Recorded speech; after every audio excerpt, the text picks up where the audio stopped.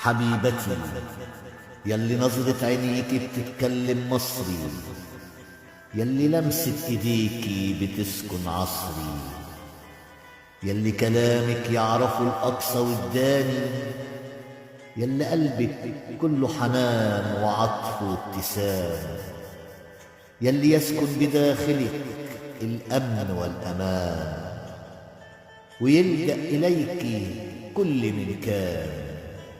فأنت يا حبيبتي الأمن والأمان لكل إنسان في هذا الزمان.